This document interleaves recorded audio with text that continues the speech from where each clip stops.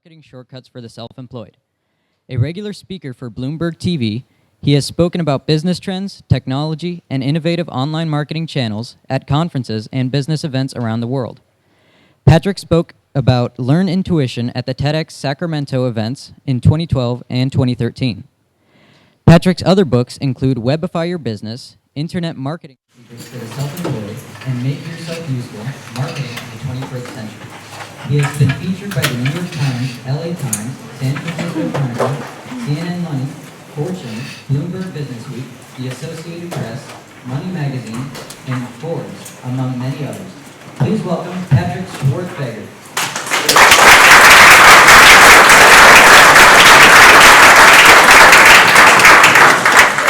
Hey guys, can you hear me okay in the back? Can you hear me okay? Yeah. All right, awesome. I'm thrilled to be here, and I thought you did a pretty nice job of pronouncing my last name just there. My last name's got 13 letters in it, so it's a bit of a disaster. So I made a slide about it. If you guys are curious how to pronounce my last name, it's pronounced Schwerdtfeger. Okay, come on, guys. Schwerdtfeger.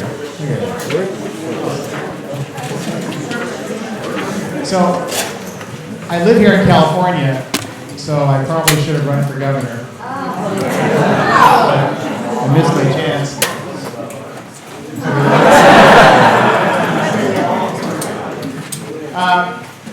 So does this date ring any bells for any of you guys? Something happened on this date. Do you guys have any ideas? I'm sorry?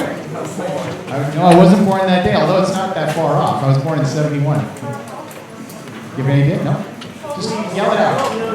Internet. Apple, no. It's close. Actually, I'll give you a hint. Guys, I'll give you a hint. A very famous photograph was taken on this date. Yeah. Close. It's a great guess. So I'll give you another hint. The photograph was taken from Apollo 17. The big blue marble. The big blue marble. That's exactly right. This is the photograph. That was taken in 1972, guys. They call it the blue marble. And of course, since that date, there's been a million photographs of Earth taken from satellites and everything else. There's some really cool photographs, actually. But the point is that you look at the world a little bit differently when you're looking at it from way up above like this. And this relates to what the gentleman was talking about just a second ago. Guys, you guys have such a crazy opportunity. I'm 44 years old, and I wish, there's so much stuff going on right now that you guys can take advantage of. And what I want you to do is to kind of look down on the earth. We're going to talk about some big topics in the next hour or so. I want you to pretend like you're standing on the moon. And you're looking down on all this stuff that's going on down here from 1,000 miles up. Right? And it's interesting because, what I do for a living, I go to conferences all the time. I'm always covering technology trends, and big data is a huge technology trend. But I'm always speaking for, engineers and executives at companies and folks that are, my age and older, right? 40s, 50s, and 60s. So people your parents' age, even older than your parents, most of you, okay? And when I was invited to come here and deliver the presentation for you guys, I thought about, maybe I should kind of simplify it or change it because you're a younger audience. And you know what? I didn't change a thing. So we're going to do it the same way because you guys, from what I understand, you guys are some of the smartest people around in your age bracket. So I'm going to go through the same presentation that I do for mostly executives and engineers and folks. But guys, pretend you're a business owner. Pretend you're an investor. Pretend you're a billionaire, and you got to figure out where to put your money. And we're going to talk about some of these broad trends and some of the things that are happening out there and how you guys can take advantage of it. Okay? All right. So, any of you guys recognize these two people? Anyone? Come on, 157 people all over the world. Does anyone know who these two guys are? All right. What was that? Someone just said something over here. All right. Well, let's go through it. Let's start with the guy on the left. The guy's name is Brian Acton. Okay. By the way, I am so massively overdressed, it's crazy. So all of you guys are totally dressed casual, so I'm going to take my jacket off in a second. But Brian Acton graduated from university in 2009, and he was applying for jobs to get his career started, and he applied to work at Facebook, and Facebook turned him down. So at the time, he wrote a tweet about it. He put on his tweet, "Facebook turned me down. It was a great opportunity to connect with some fantastic people. Looking forward to life's next adventure." So what might that be? Well, he got together with a friend of his, started WhatsApp, which, right? Oh, that's awesome, guys. So he started WhatsApp with his buddy, and they started growing it over the course of 5 years, and they sold it in 2014 to none other than Facebook for a cool $19 billion. So it's crazy, right? That's amazing.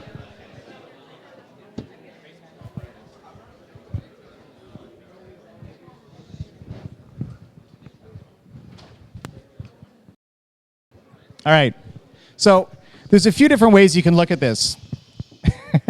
So at the time that they made the sale, that they sold to Facebook, they had 55 employees. So by that measure, Facebook paid $345 million per employee. Okay, that's one way to look at it, right? Another way to look at it is at the time of the sale, they had 450 million active monthly users on their platform using WhatsApp, all right? So by that measure, Facebook paid an average of $42 per user. But it doesn't matter how you look at it, it's an awful lot of money, right? But maybe the most interesting thing when you look at something like this is that over the course of 5 years, 55 employees managed to engage 450 million people around the world. Right? I mean, the population of this country, United States, is 320 million, right? In 5 years, and there's 3 times as many people sitting in this room, right? 55 people is not a lot of people. In 5 years, they managed to build something. Talk about making an impact, right? Talking about touching a lot of people's lives. In 5 years, they touched every single person in the United States, if you do it mathematically, plus some, 450 million people. Right? It's pretty amazing. And what it boils down to is leverage. And this is the thing I want you to really think about. And you know, you're doing the robotics thing coming up, and I know you had a great presentation this morning about social media and your online reputation. But I want you to think about just broader terms, guys. It's leverage, right? There's more and more leverage all the time in our economy. Like when I was a kid, or when my parents were kids, or when my grandparents were kids, there wasn't leverage that there is today. I'm going to give you some examples, okay? But the bottom line is, you're watching TV, right? You're seeing the news. You hear all these stories about the rich and the poor, right? The division between rich and poor, Occupy Wall Street, all this kind of stuff. We hear about this stuff all the time, right? Why is this stuff happening, right? The top end of our economy, the top end of our population, income-wise, is exploding. It's exploding. There's a lot of people struggling, but at the top end, there's a lot of people doing really, really well. Why is that? It's because they're exploiting leverage, right? These people, and it's not about the money, right, necessarily. It's about touching people's lives. You're going to end up making more money if you touch more people's lives. It's a mathematical, it just works that way, okay? But the bottom line is, the reason that we hear so much about this is because there's leverage that people are taking advantage of all over the place. Right? So what are some examples? Software is leverage. Right? People can leverage software to get things done. Okay? The cloud, when people talk about cloud computing, putting your software on a cloud rather than on a server in your own facility, that's leverage. You can leverage that. Right? Businesses are leveraging that technology. Right?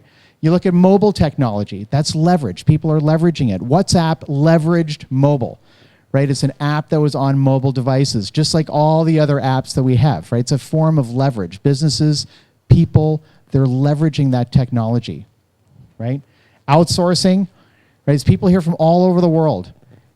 Outsourcing is a form of leverage, right? You can pay someone $25 an hour here, you can pay someone $4 an hour in the Philippines.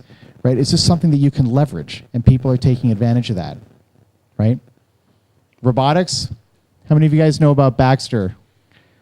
You guys have all heard about, some of you have? It's a very, very versatile robot that you can program it to do just about anything. Costs less than $25,000. So people are leveraging robotics like Baxter. Here's another example. Honda's Osimo, right? Maybe some of you know more about this than others, but these are things that have been going on for years, right? This was a new type of robot. It was just released last year called the Double, right? To allow one person to be in one place, but communicate with people in another place in a really slick, simple way, right? It's something that people can leverage. This is the Tesla factory in Fremont, where they make Teslas. The whole thing is robotic. The entire thing. How is it possible to make cars in the United States? Because they're leveraging robotics, right, to make it cheaper.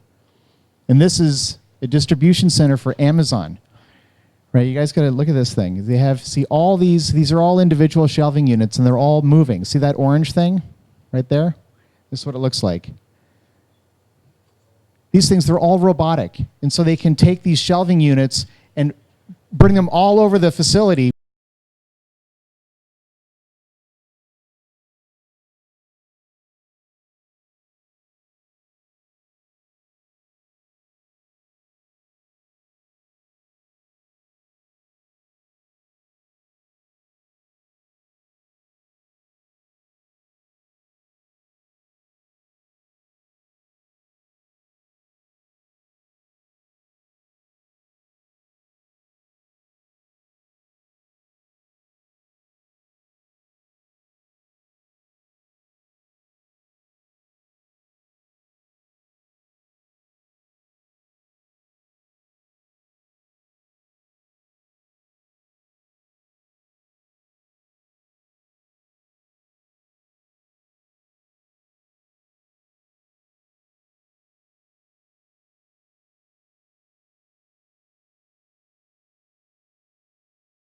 Things for the first time, where people are doing something that's new. And then you can take the same concept and replicate it in a different environment. Right? It's something that China, by the way, I know there's a bunch of people here from China, they're very, very good at that. For better or for worse, some people like it, some people don't. It doesn't matter. They're very good at looking around the world and saying, hey, it's working over here, let's do that here. Right? It's working over there, let's do it over here. And they learn from everybody. Right? They just replicate it and do it themselves in a different environment. All right, it's leverage. So, and along with all those other examples, data is another form of leverage. People are leveraging data. So when people talk about big data, right, they're talking about people leveraging data, trying to find insights, things that they can sell, things that they can take advantage of by reading into the data. And those are the examples that we're going to take a look at for the next hour or so. All right. The reason that Facebook paid $19 billion for WhatsApp is because it was a data play, right? They wanted the data. They wanted the data that was there today, but they wanted the data that they could get by having it in the future, right? Facebook owns WhatsApp and Instagram, right? Between those three, they have so much. How many of you here today are using either Facebook, Instagram, or WhatsApp? Any one of the three are a combination. Look at this, right? They've got data on everybody. Right? It's incredible what they're doing with it. And there's an opportunity there. Even for businesses that advertise on Facebook, they can find the right people to advertise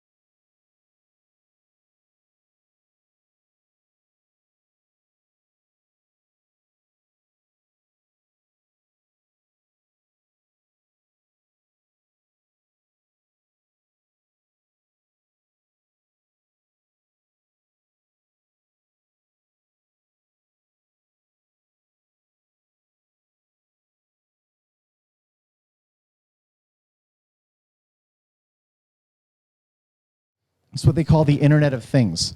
You guys heard of the Internet of Things? They call it the IoT. How many people are familiar with the phrase Internet of Things? Okay, so the people who aren't, okay, we're talking about machines talking to machines. Like you're using the internet, you're going to websites, you're doing whatever you're doing, you're connecting with other people on Facebook or Instagram or Snapchat or whatever, right? But the bottom line is all these machines can communicate with each other as well, right? And that's what the Internet of Things is referring to, machine to machine, M to M. Right? In the business world, they talk about the IoT, Internet of Things, or M to M. They're basically the same thing. Right? So you get all kinds of different examples. We have smart meters on a lot of our homes, right? Depending on where you live. Here in California, it's PG&E that has smart meters on our phones. They're measuring how hot you have your house or how cool or when you use your energy or how you're using your energy. We've got smart thermostats, right, on our homes. We communicate with our cars using apps. We're using smart TVs, we're using smart appliances, right? There are sensors everywhere, right? More and more there are sensors all over the place. We don't even realize that they're there. In fact, in this country, there's more than 1 million cows that are on 3G mobile networks because they have sensors in their ears, right? These sensors, they measure the temperature of the cows to see which cows have fevers, which cows are sick, so they can get those cows outside of the regular herd, right? There's sensors all over the place, right? Some mobile carrier has 1 million new customers that are all cows, right? This is the kind of stuff that people are doing, right? And again, we're going to go through, I want your ideas, we're going to share ideas in the second half. I want you to start thinking, where else can this stuff be used? Right? It can be used and that's the thing. It's like the Wild West. It's a wide open playing field right now. The companies are still trying to figure this out. Most of these companies, this has not been figured out yet. They're just getting started. So your ideas are as good as any, probably better because you're younger, you're more in tune with the technology, you're more in tune with the trends. Once people get to my age or older, it's different. They have what they call institutional blindness, right? They get stuck in a certain way of thinking. It's one of the biggest things that I talk about when I go to different places, the conferences that I contribute to, is when you've been working for a company or even in a particular industry for as little as 6 weeks, your vision starts to go like this, and you only think a certain way, which is however that industry functions right now. But you guys, the whole world is open to you, right? So the ideas that are going to come out in the second half of this session are as good as any. Every one of these containers has sensors in it. Right? There's sensors all over the place, measuring different things like humidity and pressure and temperature. A lot of these containers are refrigerated, temperature controlled. The whole thing's monitored. So imagine all the data that's coming out from all these different places.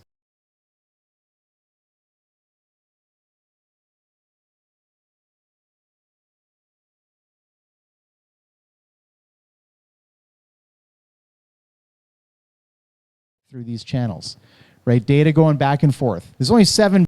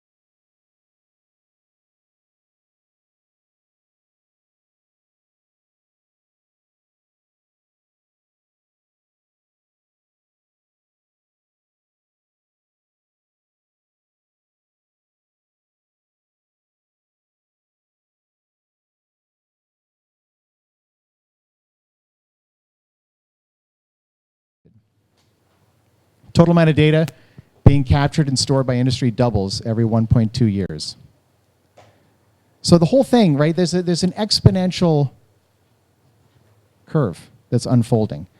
Right? This stuff is happening faster and faster.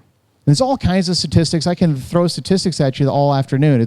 There's no value in the statistics, but the fact is this thing is accelerating. Right? There's more and more data all the time. Right? So what does that look like? Well, just to give you an idea of how different these things are, the stock market generates about 1 terabyte of data per day. About 1 terabyte.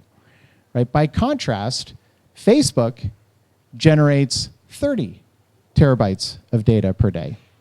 So Facebook generates 30 times as much data as the stock market. Okay? By comparison to that, and one of the new Airbus A380s, is the biggest commercial airline, passenger airline in the world, this thing generates 30 terabytes of data per engine every 30 minutes. Right? I mean, it gets crazy. So they got 4 engines, right? These engines have sensors in them, right? So what are they measuring? They're measuring airspeed, they're measuring temperature, they're measuring pressure, right? They're measuring all these things all the time. And they're looking for anomalies. They're looking for things that don't look right so that they can address it. So one flight from San Francisco to New York generates over 1.5 petabytes of data, right? It's a huge amount of data. A 1% increase in their fuel efficiency adds $2 billion to annual profits. Right? I mean, imagine why these companies are doing it. If they can shave off 1%, 1% in efficiency, they end up putting $2 billion on the bottom line. So this data, guys, we are optimizing our planet. Right? Piece by piece, company by company, industry by industry, we're optimizing our entire planet. Every little aspect, people are digging into the data, trying to find out how can we do it better? How can we do it faster? How can we do it cheaper? Right? In every single industry. And they're just getting started. This whole thing is brand new. I'm going to show you a little bit later on the Google search traffic of the different terms we're talking about. This whole thing is less than 5 years old. It's like 2, 3, 4 years old. The curves just go like that. It's all brand new. Right? That's why it's so exciting, right? That's why it gets so exciting, because the whole thing is starting from nothing and it's going really, really quickly. So how many people here know about Moore's Law? Let's do it differently. And be honest, guys, just give me an idea. How many people are not familiar with Moore's Law? Okay, cool. All right. So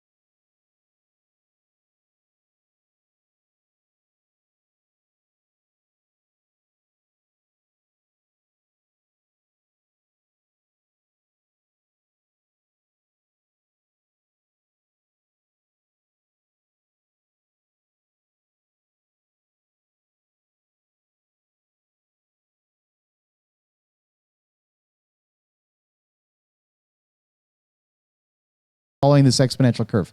Data processing, data bandwidth, and data storage. Okay? Data processing, data bandwidth, and data storage. So just think to yourself, what if it were free? What if it was actually free? Right? It's never going to be free. This stuff's never going to be free. But the cost is going down and down and down. Because every time, if you can make it hold twice as much data as it did before, then the cost of storing the same amount of data just dropped by half. Right? So things just keep getting cheaper and cheaper and cheaper. It's just like your smartphone today is like 1,000 times more powerful than the first computer that I ever owned. Right? It's unbelievable how it just keeps going in that direction. So what if it were actually free? Okay? Is there anyone here on the off chance? Anyone here from Canada? Is there anyone here from Canada? Okay. I'm going to use an example from that later on. But this is April 1st, 2004. At that time, Microsoft's Hotmail, anyone use it? But it was one of the first ones. So check it out. In 2004, Hotmail offered 2 megabytes of free storage per person. Right? Free storage, 2 megabytes per person. April 1st, 2004 was also the first day that Google launched their Gmail program. And they offered 1 gigabyte of free storage, which is 500 times as high. Okay? So Hotmail's offering 2 megabytes, Google's offering 500 times as much. That's why Google got off to such a fast start. Okay? But why were they able to do that? Right? They knew that the costs were coming down. To offer this in 2004 is just going to get cheaper and cheaper and cheaper. So this is the example I was going to give you. I grew up in Canada, and one of our kind of national heroes, if you will, in the sports world is a guy called Wayne Gretzky. You guys, a couple of you still remember him? He's my age, so I wouldn't be surprised if you don't even know who he is. Anyway, he was a hockey player, obviously, and and he was famous for saying that he doesn't skate to where the puck is. He skates to where the puck is going. Because we know where these trends are going. Like, we can tell the future. Telling the future is not hard to do. The cost of data processing, data bandwidth, and data storage are dropping like crazy. So what would you do if they were free? Again, you're an investor. You're a billionaire, right? You're a business owner, okay? What would you do if data processing, bandwidth, and storage were free? They're never going to be free, but they're going to get closer and closer. So project into the future. Plan for tomorrow. Don't plan for today. Don't plan for the apps and the stuff that's going on right now. Plan for the stuff that's going to come. Right? We all know where it's leading, which is where it starts getting really exciting, right? So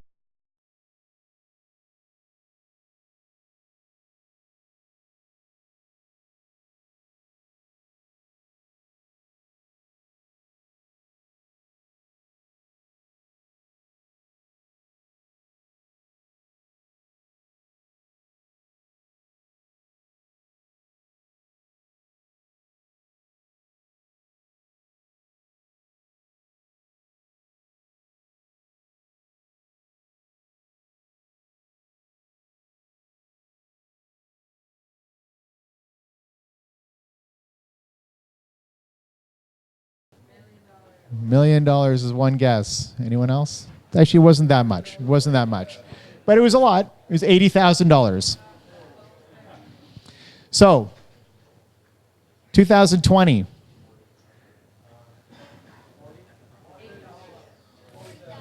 40,000? 20? Do I hear 10? Do I hear 10? Do I hear 5? So the cost to store 1 petabyte of data in 2020 is expected to be $4.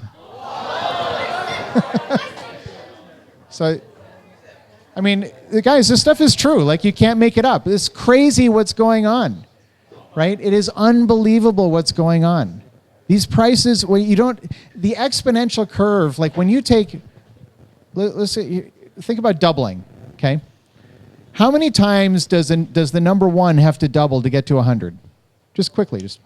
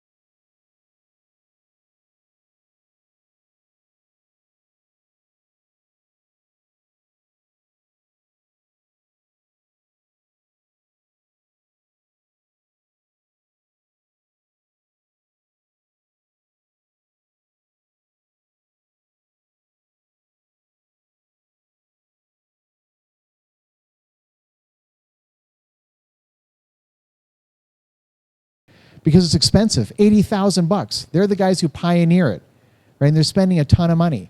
But then the price just starts coming down and down and down. And the technology goes down, down, down till it's smaller and smaller businesses, right? And down to small business and down to self-employed professionals. Eventually, people like me, I'm self-employed. It's just me. I have an assistant. It's the two of us, right? We'll be doing this kind of data analysis. Everybody's going to be doing this type of data analysis, right? That's the crazy thing. Like every single company, if you go to the Fortune 500 today, the largest 500 companies, right?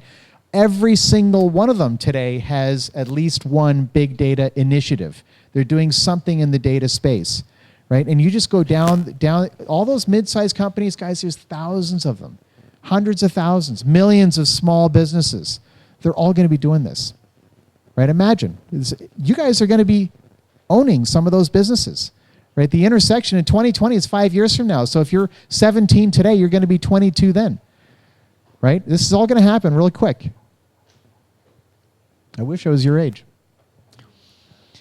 Exponential. All right. So that's data. So here's, I told you before that I'm going to show you the search traffic on Google for some of these terms.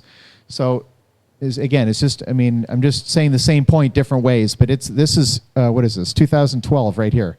So 2012, this is 3 years ago, right? All of a sudden, big data, the search traffic, right? This is the blue is big data, right? The red is IoT, right? Look at this. It's just like in the last year, all of a sudden it's popping up. Everyone's starting to search for it. What's going on? What's the IoT? What's happening out there? Everyone's trying to figure it out, guys. They're all trying to figure it out. Like for me, it's crazy. My business, like going to these different conferences, talking about this stuff.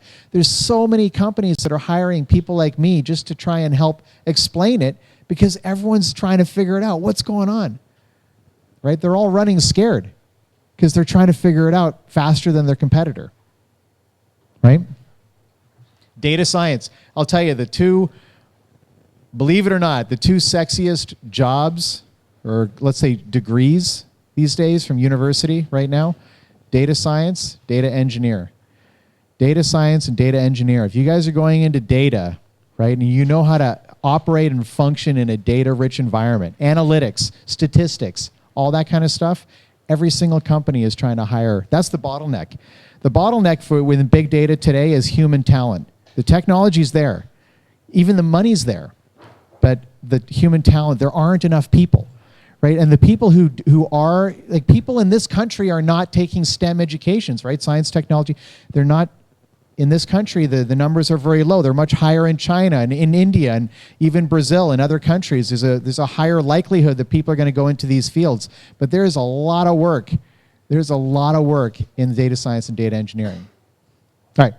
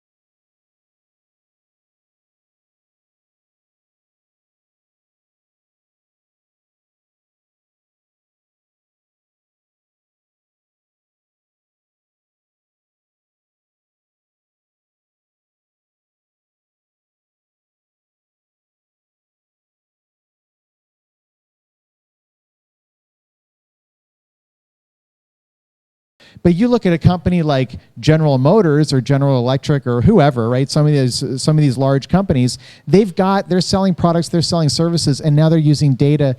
They're kind of putting a layer of data on top of what they already have. So it's a different mindset for those people. How do we use the data? That's why they're scrambling, because they're saying, how can we use it? Where's the application? Okay, so there's really three opportunities. And when we look at the ideas later on in the second half of this, I'm going to ask you to categorize your ideas into one of these three, okay? The first is security, which basically means fewer disasters, right? There's optimization, which is lower expenses, right? You're optimizing something, you're doing it more efficiently, so it's costing you less, right? And there's prediction, which is higher revenue, right? Remember the A380, the airplane?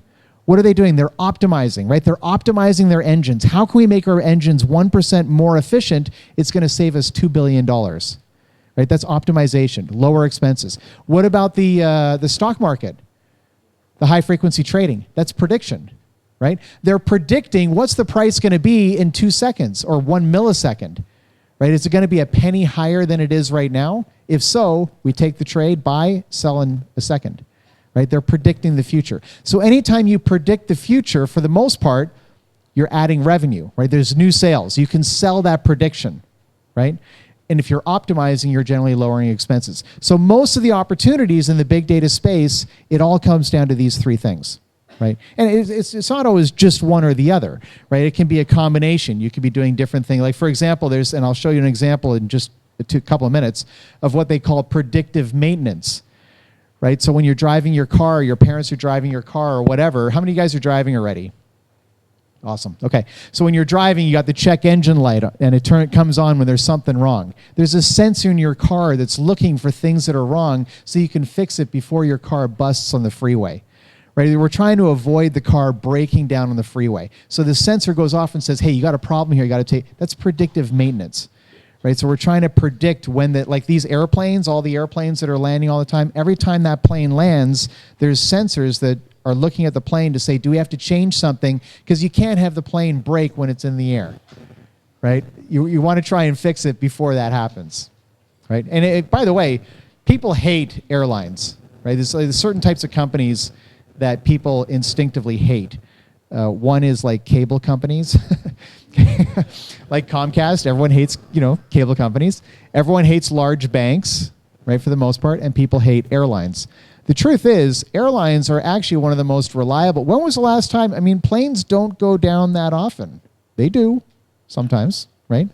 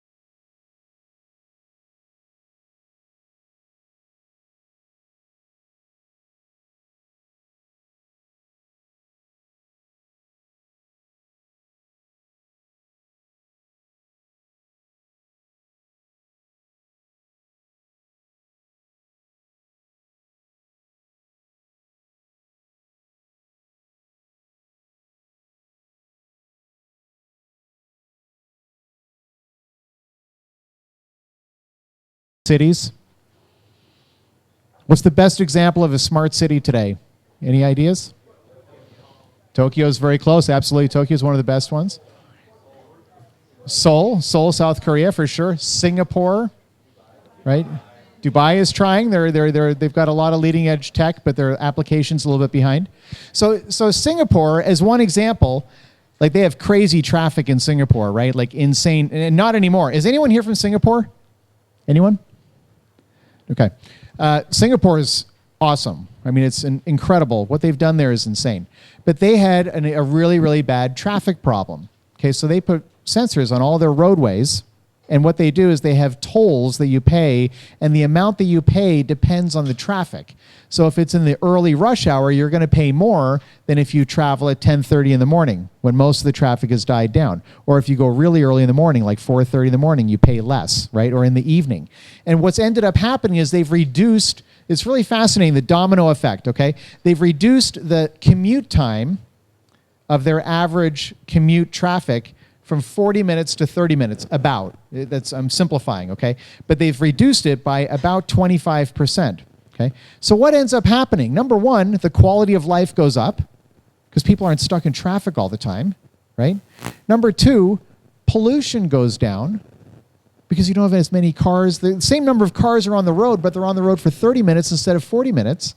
So it ends up reducing pollution.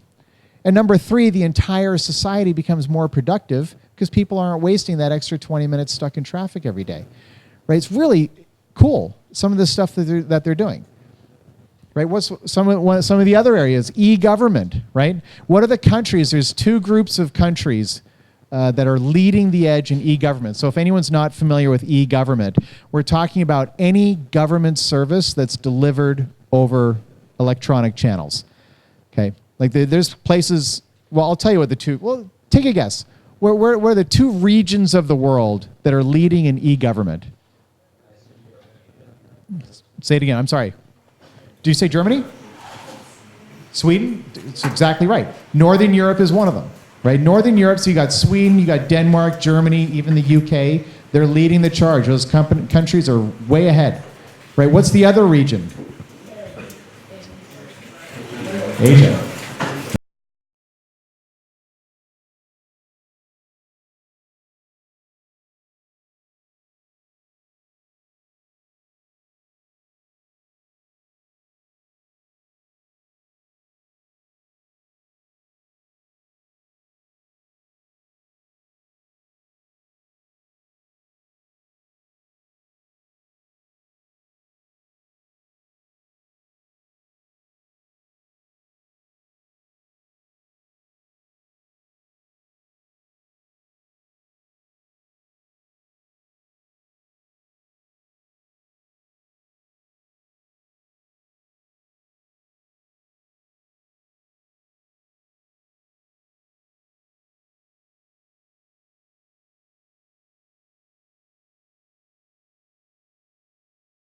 Was if there's any reason, if there's any way for you to share your data publicly, you should do it.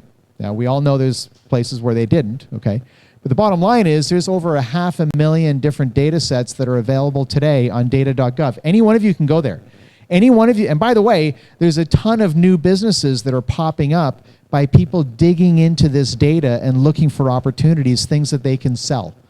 Right, there's a whole cottage industry of consulting, business consulting. Like I have some friends, one in particular, that's all he does is he digs into, it's actually healthcare data, which is publicly available. You can get the same data that he gets, and he's got a team of people that dig into that data, and he sells those insights, right? He makes pretty good money.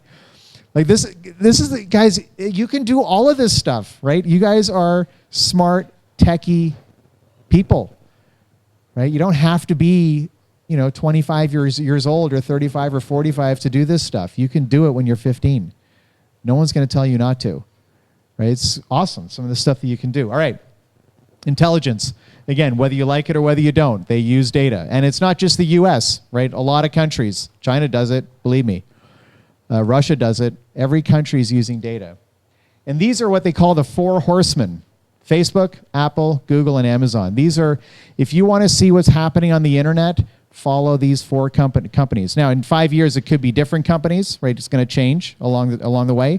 But the big companies to watch right now in terms of internet usage are what they call the four horsemen. And they're using, by the way, what are these? These are big companies, but they're basically data-driven startups that have evolved into big companies. Right? They were data-driven startups, just like the other ones we talked about a second ago, but these were started 10 years ago, and now they're huge. Right? Why are they growing so quickly? Right? It's because this whole thing is exploding, and they're just in the right place at the right time doing the right things. All right.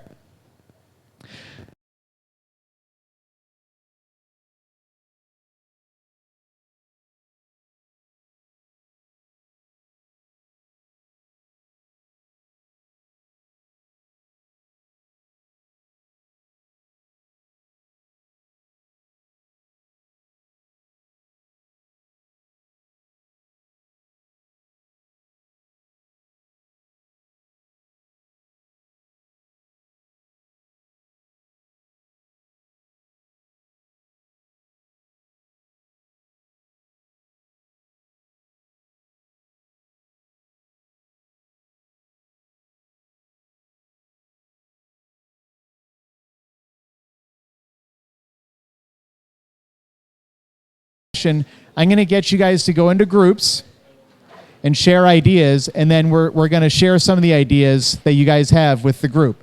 Because your ideas are as good as anyone else's. In fact, I can't wait to see the ideas you guys come up with. But you can make notes on this forum. So I'll wait till it comes out, and then I'll dig into some of these stories. Okay?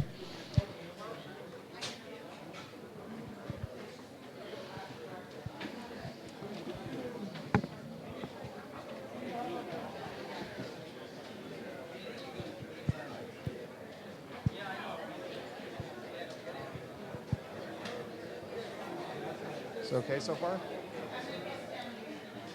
I don't want them to be bored. Okay.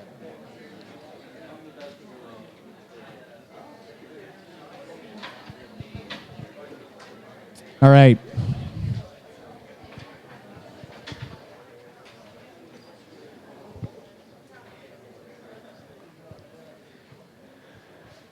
So, you guys, you don't have to fill these forms out now. We're going to do it later. I want you to have the forms so that you can see what we're going to look at, right? What kind of information we're going to look at. Yeah, you need a form?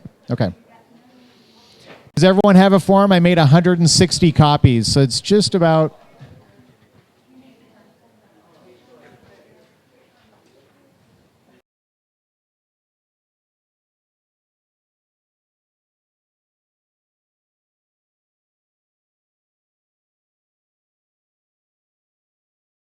Okay.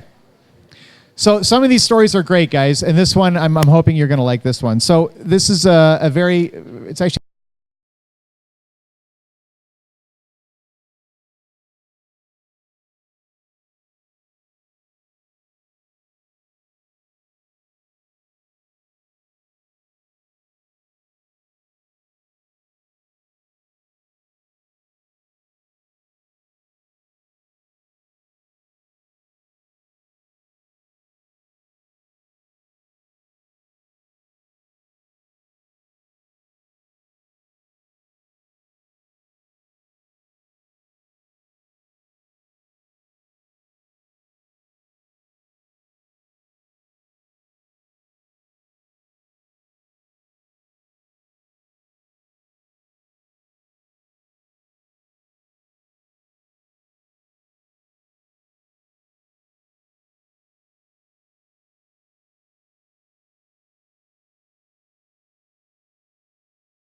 the guy and just said, look, I want to apologize again.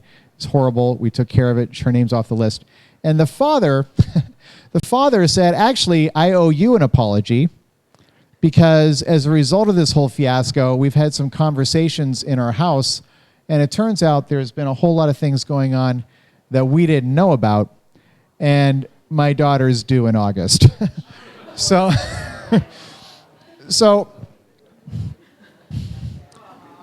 the bottom line is, Target knew she was pregnant before her father knew she was pregnant. Okay? So, like, you guys had a conversation. Everyone's, like, starting to freak out. So, the bottom line is that you guys had a... Hang on. So, you guys had a conversation this morning about privacy, okay? And I get the dialogue. I mean, it's an important discussion. The reality is, and I'm just going to address this quickly. I know you guys talked about it this morning, and I wasn't there, so I don't know exactly what you talked about. But privacy's dead. I mean, it's not dead entirely, but it's dying, and it's dying quickly, and you guys know that. You don't need me to tell you that. Okay. The other thing that you need to know is what you have to worry about. It's always the second user, not the first user. So let me just explain that really quickly, okay? When something new comes out, the first people to use it are universities doing research, right? Good, upstanding, law-abiding companies, right, that are doing good, safe, realistic business, right? Those people aren't going to screw things up too much. But who's the second user? Right? Let's look at social media as an example. Right? Social media came out 2007, basically, is when it really started to pick up steam. 2006, 2007. The first users were people, right? Even a little bit of governments and businesses, right? Everyone's pretty much using it the way they want to use it, right? Who's using social media today? ISIS is using social media, right? The terrorist organization in the Middle East, right? They are using social media, guys, and they're using it fairly effectively. Okay? That's the second user. The first user is a law-abiding citizen. The second user is a hacker who's doing it on his own rules or her own rules, right? It's always the second user. So you talk about privacy. At the beginning, everyone's got pretty much good intentions, but there's lots of hackers out there that are hacking into different companies and stealing data and selling that data. That's the second user. That's where the problems come in. You talk about artificial intelligence, right? The first user is going to be universities, companies, people doing research. There's no problem there. Who's the second user? It's the second user that's going to be the problem, right? It's always the second user. It's the second wave. The first wave is usually fine. It's the second wave that's the problem, right? Same thing's true with privacy, right? Privacy, there's a lot of people who are digging into your data. And the thing is, most of the people your age, and even, frankly, my age to some extent, although it's not 100%, but most of us are okay with it. Like, I'm actually okay with living my life kind of in the public domain. Like, a lot of stuff about me is online. And it's fine. It's cool. Like, I'm not stressing about it, right? And I think maybe a lot of you fall into that bucket too. But the bottom line, we got to be careful, right? You got to be cognizant of what's going on out there. And I think actually this session hopefully will give you an idea of some of those things that are taking place, right? So Target knows she's pregnant before her father knows. Now, the whole point was that there's only a couple of times in a person's life where their shopping habits completely change. Okay.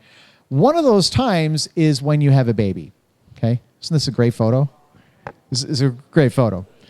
So when people have a baby, their shopping habits totally change. And when you have a baby, it's a matter of public record. So like, as soon as you actually have a baby, all of a sudden you're going to get a ton of mail from companies because they know that you now have a new child, right? Well, Target wanted to preempt that. They wanted to get advertising into your hands before the baby arrived. That was the whole point. And so they started looking at people who had babies, and then they went back 6 months or 9 months to see what changed in their shopping habits. So what were the things that ticked them off? There's 2 things in particular. Any guesses? Second trimester of pregnancy. Any guesses? Yeah. Eating changes, for sure. Say it again. Dude, I love it. Yeah, absolutely. You're going to see the answer in 2 seconds. Both of you are right. Yeah. Pickles. That's interesting. I don't know that one, but I believe it's true. Say it again. Babysitters. Well, it's not coming yet, but it's going to be coming for sure. Go one more time. Yeah, so check out. Here's the actual answer, by the way. Boils down to prenatal vitamins and scent-free soap. Those were the big ones. Prenatal vitamins and scent-free soap. If you're buying prenatal vitamins and scent-free soap at Target, there's a very good chance you're pregnant. That's what they were going on. Okay, it's really fascinating. Right? There's tons of this kind of stuff. Netflix knows what movies you'll like before your friends know what movies you'll like. Pandora knows what songs you'll like before you know what songs you'll like, right? This is all what they call predictive analytics. It's a huge part of big data is predictive analytics, okay? So essentially what we're talking about is looking into a population, like here we got 157 people, and we can break the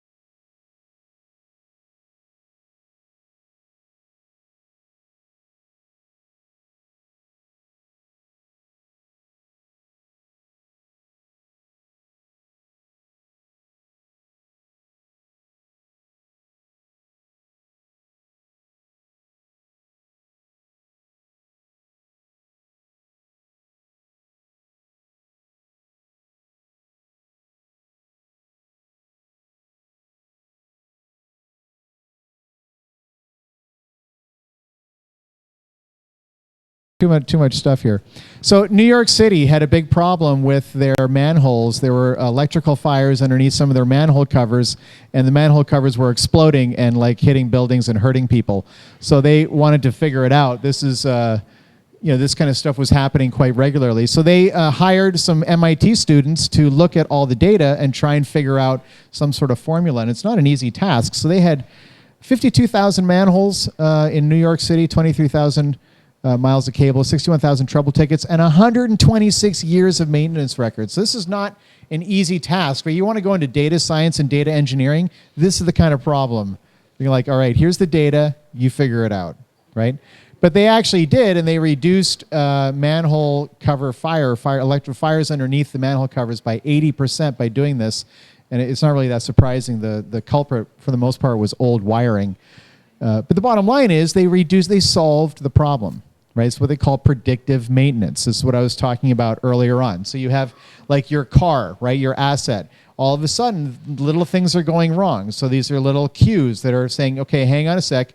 We've got the cost of repair is going up here. Well, that's the intersection. Here's the point where we need to fix that car or fix that machine or fix that airplane so that we fix it before it's broken entirely. It's called predictive maintenance. That's a huge part of big data right now. A lot of the success stories are actually in this category. Okay, this is the USPS. This is the Postal Service. They process 18 million pieces of mail per hour, right? And in order to do that, they have over 4,000 cores and 32 terabytes of data. What are they doing? They're optimizing, right? They're trying to figure out how do we do it more efficiently, right? It's fascinating, some of the different things that people are doing. Data can reduce expenses, okay? Let's look at some others. There's actually also out of MIT. MIT's got a great department for this, by the way. MIT students were doing research on cell phone tower usage, and they were triangulating towers to see how much data cell usage was on different street corners, intersections of streets in Boston. And they actually found a bunch of usage patterns that they didn't expect. There was more people, like you would expect in the morning rush hour, at lunchtime, in the evening rush hour to have the big spikes. But there were other spikes in there that they didn't expect. And so they took that data and they sold it to the city of Boston.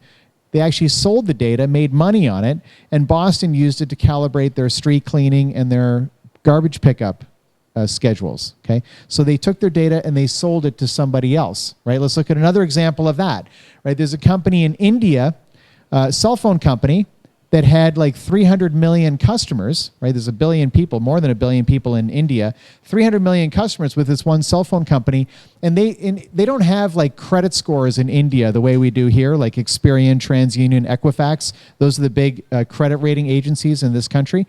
In India, they don't have that. But this company, they had 300 million customers, and they realized that their payment history was a really good gauge of their credit worthiness. So they took their data and they sold it to a local bank that was using the same data when evaluating loans. So again, they took their data, they sold it to somebody else, right? These are different usage patterns, right? Different things that you can do with data. Let's look at another one. Weather, right? There's tons of different companies out there that have satellites, they have earth stations, what they call earth stations. They're measuring pressure and all sorts of different things to predict the weather. Probably one of the best examples is the Doppler radar system. Right? That's a company. They accumulate data, they put it into an algorithm, a model, and who do they sell that to? They sell it to the local TV stations. Right? When you turn on the evening news and they say, here's the weather report, they didn't come up with that, they bought that. They bought a license to that weather model. And usually they bought licenses to multiple models, right? So sometimes they say, here's the Doppler radar, right, of what's going on. They're buying access to that data. So again, it's one company getting data and then selling it to another company, right? Data can be sold. Let's look at a few more. This is another great one from Walmart. So Walmart wanted to see if their sales were correlated to weather patterns. Okay? In particular, they were looking at hurricanes. Because the thing with a hurricane is you know it's coming, right? You know like 6 days, 7 days ahead of time that the hurricane is coming. So they wanted to know what products go up in sales when a hurricane is coming. So what products go up in sales? Water, batteries, blankets, right? Here's the usual suspects. But there's one product, this is, I mean, seriously, guys, you can't make this stuff up. There's one product that went up predictably every time, over a 600% increase in sales when a hurricane's coming. Strawberry Pop-Tarts. Unbelievable, right? 600% increase when a hurricane's coming. And here's the thing, the first instinct, people hear this, right? And the first thing they want to do is figure out why. Like, why does that happen? Who cares? Who cares why it happens, right? We're humans. We're not rational people. We do things, we do whatever we want to do, right? Maybe the kids want to have something comforting when it's pouring rain outside. Who knows? But for whatever reason, and this is the, when you go into data, you can't go into it with a hunch of what you're going to find. You got to go into it and just find what comes out. You just see what comes out. You have no idea what it's going to be. And that's the beauty of it, is you get things out of it that you don't expect to get out of it. So it turns out strawberry Pop-Tarts go up in sales. So what do when a hurricane's coming? They stock the ends of the aisles with strawberry Pop-Tarts and sell the heck out of them. Those are sales they wouldn't have had otherwise, right? Uses of data, right? There's so many examples.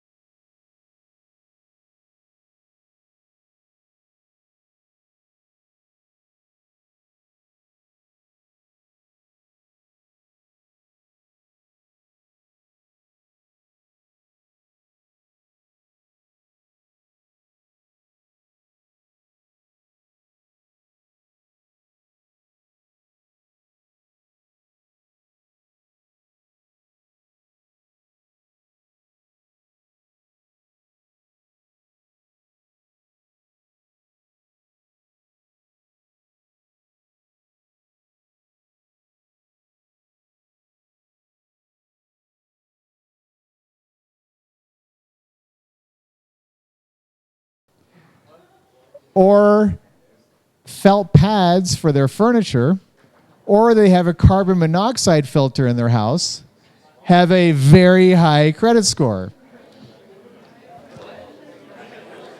It's just, guys, just correlations, right? So these are the sorts of things, right? You can start to see these correlations, right? I mean, and you can think, like, listen, do this little exercise to yourself. Think about your own parents, your own home, where you live, okay? Are there felt pads on the bottom of the chairs and on the bottom of the tables? If there are, your parents have high credit scores. There's a very good chance, okay? You can see it right away. If you guys buy premium birdseed, you're in good shape. All right. So this is another one that's interesting. Harrah's, right? We're talking about a casino in Vegas, and they have properties all around. So just listen to me for a sec, because this is, you gotta get the initial concept. So they're looking for what's called the gambling pain point. So how much money are you willing to lose and not be so disgusted that you'll never come back? Okay, so just think seriously. Let's do it again. How much money will you lose? Are you willing to lose and still come back? Okay, because there's another amount, right? If you lose too much money, you're so disgusted you'll never come back. That's it. I'm out. I will never gamble again, right? Harrah's doesn't want that. They want you to come back tomorrow and lose more money, right? So what's that pain point? What's that pain point? And we got to try and get people as close to that pain point as possible without crossing it. Yeah? So what they do is they calculate this, and they end up, for all the people who are actually have Harrah credit cards and they can monitor their behavior, they can monitor their gambling and see how much money they've lost, okay? And when they're just getting close to the pain point, they go in and offer them a free dinner to get them off the floor, because they know that if they're going to lose any more money, they're not coming back. So it's well worth giving them a free meal, get them off the floor so they can come back tomorrow and lose a little bit more money. Guys, this is the world we live in, right? This is, yeah. This is a great question. He said, what's the pain point? That's the point. It was different for every person.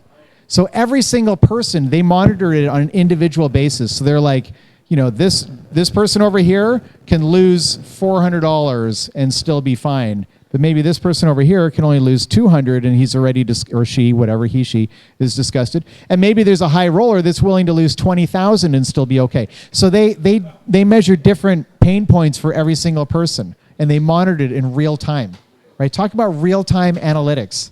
It's crazy, right? This kind of stuff is wild. All right. Macy's has dynamic pricing for 73 million items. That means you can go into Macy's at different times on different days and see different prices. Right? Fascinating.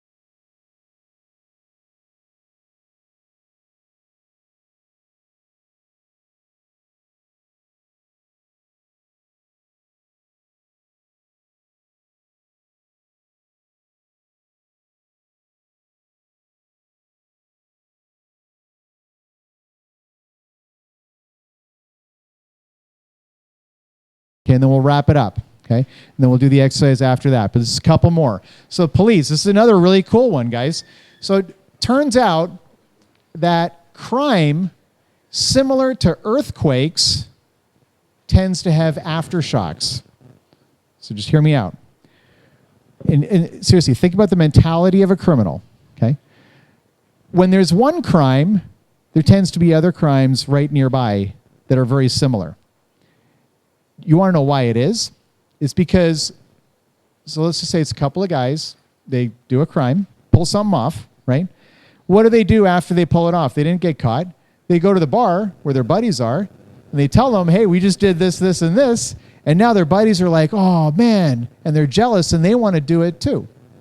So they go out and do the same kind of crime. It happens. Right? People study this kind of stuff. Actually started in Santa Cruz is where they started doing this research, and they sold it to the city of Los Angeles. Now police departments all across the country are using it because it allows them to do real-time crime heat maps where they can see where crimes are likely to occur within look at this, within 500 feet.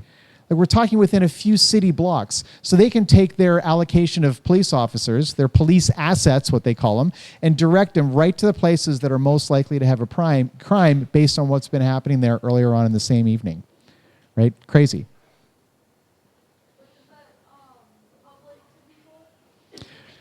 Is it public to people? No. I mean, now after the fact, they do, a lot of police departments publish crime data like after the fact, but they don't do a live feed, right? Now, actually, there are, you can actually sign up for like the radio communications where you can actually, like, for example, fire departments. I was just out with a buddy of mine last night, and he works for a fire department, and he wasn't on, obviously. We were just out for dinner, but he has an app on his phone that tells him when fires are happening. So he knew that there was this fire at a restaurant that he and I have gone to sometimes. Anyway, so you can sign up for some of those things, but the real crime statistics are always, there's a delay. So you can get it like at the end of the week, at the end of the day, at the end of the month, whatever. It is public data, but not in real time. All right. So how many of you guys are familiar with the CERN Large Hadron Collider? Nice. Right. And who's not, honestly, just so I know, who here is not familiar with this thing? Okay, good enough. So let me tell you about it really quick. Okay. It's a nuclear accelerator. Okay, where basically, and this is a huge, it's got 23 kilometer radius. Okay, it's a huge, it goes over top of Switzerland and France. This is the track. It's a huge thing. It's underground, and they can take a proton particle and they can accelerate it through this thing so it goes faster and faster and faster, and then they collide it with a second proton, and they can measure the explosion. That's how they do a lot of nuclear research, both fission and fusion. Okay, there's a lot of really cool research. This is the biggest one in the world. It's the biggest nuclear accelerator on the planet. Here's actually what it looks like on the inside. So this thing is a huge, huge construction, guys. It's actually the largest machine in the world. It's the largest nuclear accelerator, but it's the largest machine in the world. This thing is massive. Okay, so check it out. They have 40 million measurements per second coming out of this thing when it's being used. And in order to process all that data, they have 9,000 servers and 90,000 cores, 90,000 CPUs processing this. Guys, data science and data engineering, right? These are the applications, right? This is a huge operation. Data can improve the world. That's the fourth one. All right, so this is where we are. Okay, we're just getting started. Guys, you are the perfect age. By the time you finish your education, this thing is going to be in full swing. You guys can do whatever, I'm sure you're all going into different areas in your education, but many of you will never see me again, right? You'll see me one day, but just consider data science and data engineering. There's a ton of work, and there's a ton of opportunity in those fields. All right, so we are at the dawn of a new generation of business systems. This is the CEO of Microsoft that said this. And really the message is, this is just a little quick section here I'm going to do to close this out. But the message is to think bigger, guys. And I really want you to you're here for this program. I think it's awesome that you guys are participating in this program. I wish I had something like this when I was your age. But anyway, think way bigger. Like, not just a little bit bigger. And this is an area that's been studied, actually. There's kind of a domino effect that happens when you think bigger. And there's three things in particular that happen when you think, and I'm not talking a little bit bigger. I'm talking like way bigger, like 100 times bigger. Like, go for the big goal, like the huge one, because it's more fun, right? Number one, it's just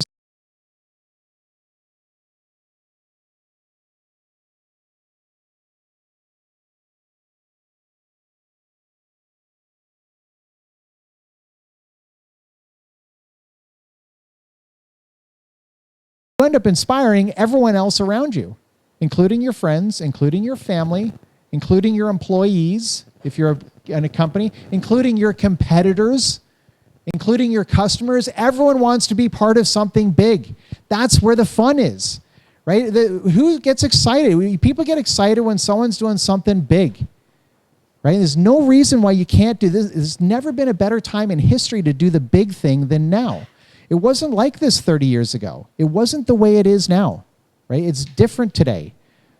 Anyway, and the third thing is that a lot of times when you're doing the big goal, there's almost no competition because everyone else is too busy chasing realistic goals.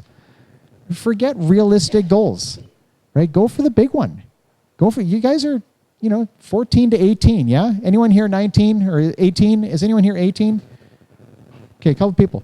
So most people are 17, 16, 15, yeah? Is that most of you guys? Are you kidding? You guys are the perfect age to do this stuff. So it's kind of the perfect.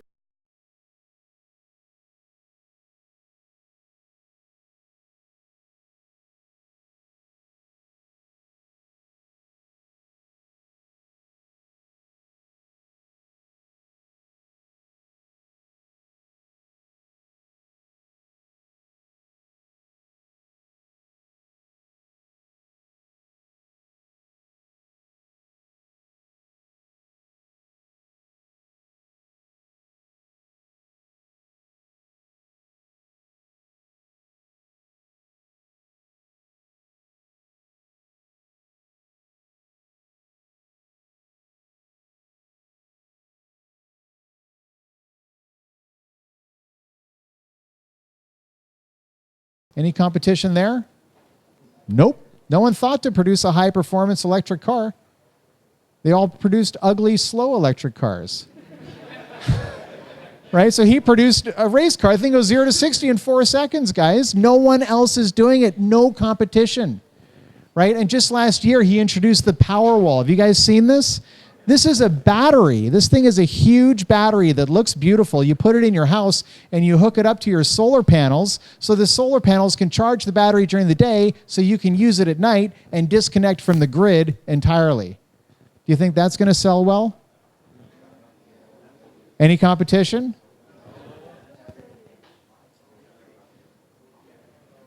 Everything this guy did, right? He was the first one there. Everything he did, he was the first one there, guys. No competition, right? Do the big thing. Do the big thing, right? At the end of the day, it's about leadership, right? That's why you guys are here. You guys all have a million friends that are not on this program. You're on this program. You're here, right? Do the big thing. This is, take that stand. All right, so the future is already here. It just isn't evenly distributed yet.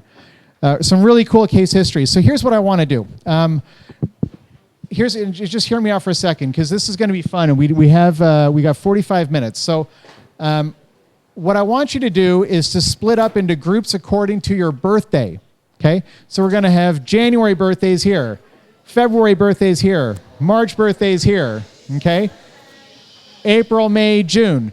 We can do July, August, September in the lobby. We can do September, October, November out in the courtyard. Okay, but find your birthdays. Hang on, you guys. Wait one sec. Wait up. Hang on. You guys we got to do 3 things. Okay, you got it, because we're gonna do the form. Okay, every one of you has ideas. You guys are from different parts of the country. You're from different parts of the world. You have a different life experience. All of you have a different perspective. So maybe you have some ideas of how data can be used, how you can change the world using data. Okay, so what I want you to do when you get into your group, you got 3 things to do. The first is try to hear everybody's ideas. Look, some people are more vocal and more, they're extroverts, not introverts, and so they speak quicker. Some people are quieter. They don't share their ideas as much. But those people have great ideas. So the first thing is try and hear everybody's ideas. Okay. The second is pick one that you're most excited about in the group, right? The one that you think is pretty cool. And if it's yours, that's great. But if it's someone else, that's great too. Just think one idea. They're like, that's a great idea. And third, I want you to pick one person in the group who would be willing to come up afterwards and share the idea with everyone. Because I want everyone here to hear the ideas that's coming from you guys. Not me, not the teachers, from you guys, okay? So we're gonna do it for 20 minutes, and then we're gonna have 25 minutes back in this room at the end, and we're gonna share ideas. So you guys got 20 minutes, January, February, March, April, May, June, July, August, September, and October, November, December.